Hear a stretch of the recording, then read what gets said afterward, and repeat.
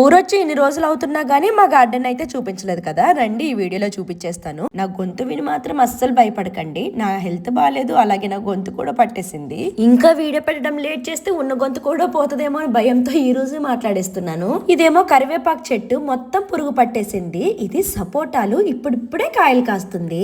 మా గార్డెన్ లో పనికొచ్చే చెట్ల కంటే షో కోసం పెట్టిన చెట్లే ఎక్కువ.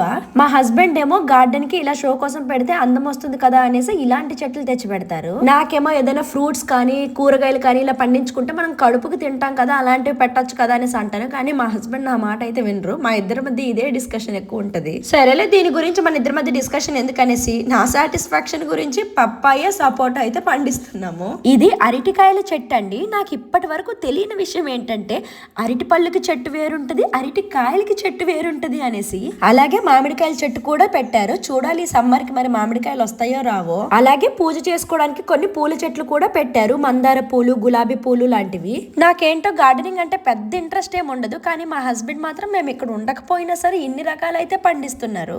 నేను ఈ గార్డెన్ లోకి వచ్చేసి ఇదే ఫస్ట్ టైం అనుకుంటా చెట్లకు నీళ్లు పోయడము. అది కూడా ప్రెసెంట్ మా హస్బెండ్ ఊర్లో లేరు కాబట్టి నాకు కాల్ చేసి చెప్తే చెట్లన్నిటికీ నీళ్లు పోస్తున్నాను. మనం ఉండని ప్లేస్ దగ్గర ఎందుకు ఇంత మెయింటెనెన్స్ అనేసి నేను అంటాను, కానీ మా హస్బెండ్ మనం ఉన్నా లేకపోయినా మన సొంత ఇంటి దగ్గర ఇలా ఉంటే నాకు ఇష్టం అనేసి అతను అంటారు. నేను వేసుకున్న కార్డ్ సెట్ అయితే చాలా బాగుందండి, చాలా కంఫర్ట్ గా ఉంది. మీకు కూడా కావాలంటే ఇక్కడ ట్యాగ్ ప్రోట్లో ట్యాగ్ చేస్తాను, చెక్ చేయండి.